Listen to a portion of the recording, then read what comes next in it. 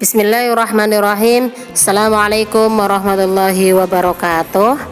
Adik-adik kelas 7 MTS Al-Firdaus 2 Gedung Reja, bagaimana kabarnya hari ini? Alhamdulillah, semoga dalam keadaan sehat, dalam keadaan baik, dalam keadaan tetap semangat untuk mencari ilmu dan belajar walaupun masih dari rumah ya. Oke. Pada pertemuan kali ini kita akan melanjutkan pembahasan materi sebelumnya, mata pelajaran akidah akhlak, yaitu masih di bab 1. Ada materi yang berjudul memperkuat akidah Islam. Sebelum kita masuk ke pembahasan bagian 2, coba anak-anak masih ingat kemarin kita belajar apa? Ya, kita kemarin sudah mempelajari tentang akidah Islam bagian 1, yaitu pengertian akidah Islam, sumber hukum akidah Islam, dan tujuan belajar akidah Islam. Review atau ingat kembali terlebih dahulu materi yang sudah kita bahas sebelumnya, yaitu tentang pengertian akidah Islam.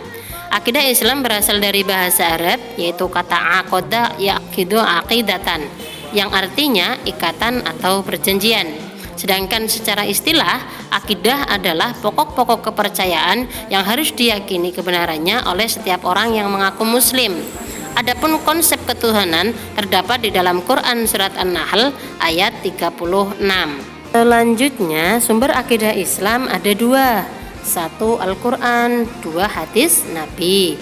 Nah, kali ini kita akan belajar tentang iman, Islam, dan ihsan. Apa itu iman?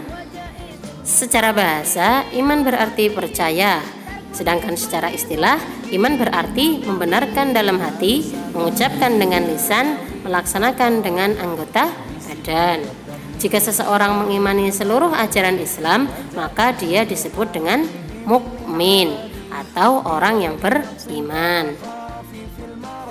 Next, apa itu Islam? Oke, Islam berasal dari bahasa Arab, yaitu kata aslama yuslimu islaman, artinya patuh, tunduk, berserah diri, selamat. Sedangkan menurut istilah, Islam adalah agama yang mengajarkan agar manusia berserah diri dan tunduk kepada Allah dan menjauhi larangannya. Orang yang tunduk kepada Allah disebut muslim atau orang Islam. Dan yang selanjutnya ihsan. Apa itu ihsan? Ihsan berasal dari bahasa Arab, artinya kebaikan.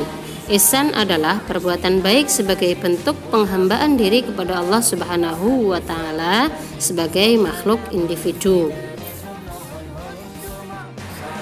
Dalam salah satu hadis Nabi dijelaskan bahwa ihsan adalah engkau beribadah kepada Allah seakan engkau melihatnya. Jika engkau tidak melihatnya atau melihat Allah, berarti Allah melihatmu.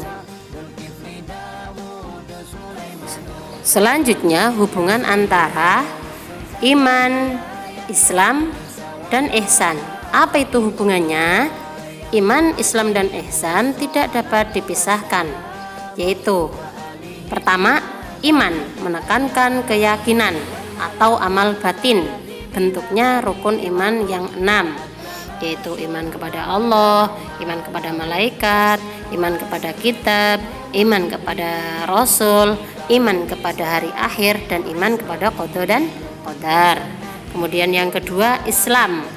Islam menekankan amal lahir atau fisik, tindakan nyata sebagai bukti keimanan seseorang. Bentuknya rukun Islam yang 5, yaitu yang pertama syahadat, yang kedua sholat, yang ketiga zakat, 4 puasa, dan 5 pergi haji ke Baitullah. Kemudian yang ketiga ihsan, kadar iman dan Islam seseorang yang menjadikan khusyuk, rendah hati, ikhlas karena merasa diawasi oleh Allah Subhanahu wa Ta'ala dalam setiap ibadahnya. Demikian untuk pembahasan materi pertemuan kali ini, dan sebagai penutup perhatikan tugas berikut ini.